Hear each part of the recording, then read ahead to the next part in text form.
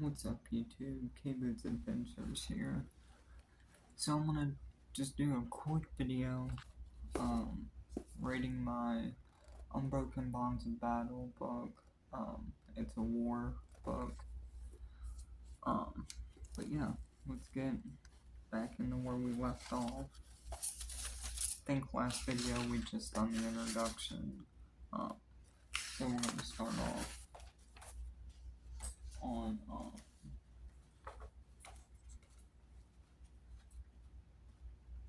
chapter 1.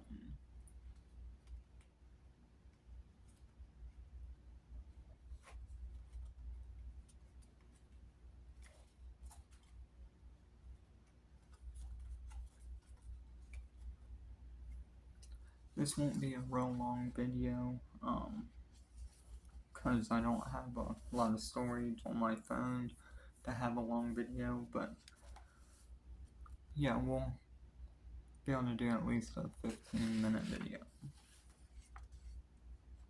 Alright.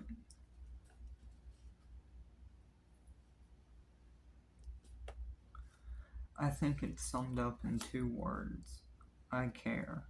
I care about my Marines, and I'm sure they do too. There are a lot of Marine officers, you know. I'm not disparaging other people, but no, I care about all of these guys. Like, I don't care about what happens to me. I don't care about my career. I don't care about anything as much as I care about these guys. That's it. The ironic thing is, I don't want to lead an EOD company. I didn't want to be a company commander. I had a great job already. I had the best job in the Marine Corps. Explosive ordnance disposal you could possibly have. I was with the 2nd Marine Special Operations Battalion. I had 8 guys working with me. I had all the money I could ever want to buy whatever they needed. I couldn't have had a better job, and I got a phone call from someone saying to me, "Hey, they really need help at 2nd EOD Company." I was thinking, you're out of your mind. I'm not going there, but he was persistent and said they really need help. You sleep on it. So I said, yeah, I'm gonna make some phone calls then. He added, they got some really good guys over there, but they're about to leave for the new assignments and they need leadership.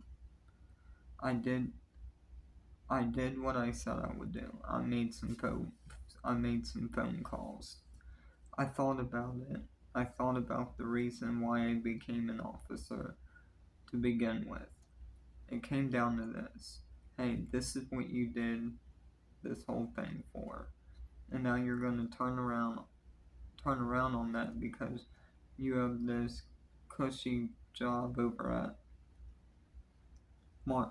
MARSOC, also known as Marine Forces Special Operations Command, and not set up. This is why you were here. This is why you went through all the things you did. Put up or shut up. That's how I ended up over there. I called back the next day and said, I'll take the company.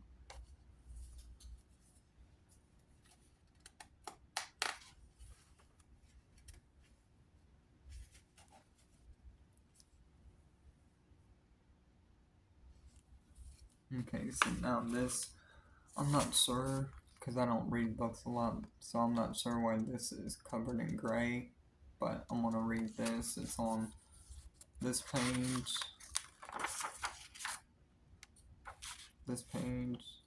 and up here. So I'm going to read all of it. But I first met Greg at Walter Reed National Military Medical Center in Bethesda.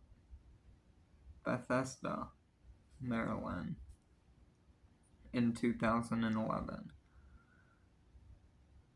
I was freshly recovering from my injuries a year earlier, and he was just back from Afghanistan and was at the Navy Hospital in Bethesda, visiting the Marine EOD techs injured under his command. Greg was their commanding officer, their leader, and they had just endured one of the deadliest deployments in Marine EOD history. I quickly learned that Greg was the kind of leader who would only ask of his Marines what he himself had done and was willing to do.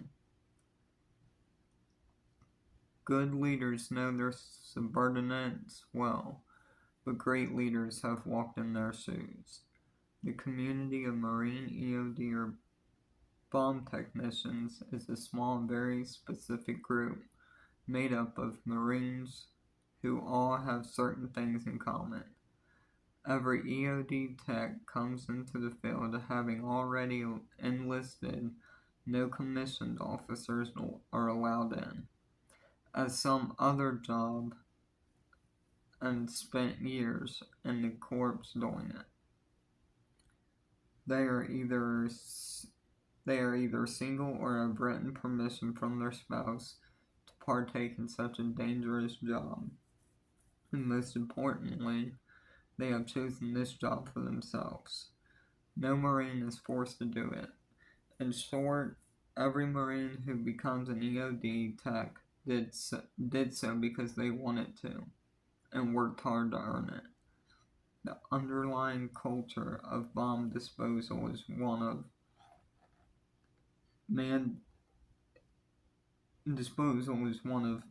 mandated humility. The goal is to weed out glory seekers because such motivations lead to reckless decisions, which in turn often lead to people getting hurt or killed. The men and women who earn this occupation within the Marine Corps first prove their selflessness and dedication before even their brazen courage or steady nerve. Major Greg Robluski is no exception to the rule. Greg was born in North Carolina but raised in Jacksonville, Florida, as he'll often remind you by sending a double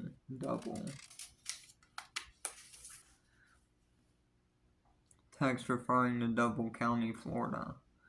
When something good happens in North Florida sports, one of the formative experiences in his life was when his parents divorced when he first started high school.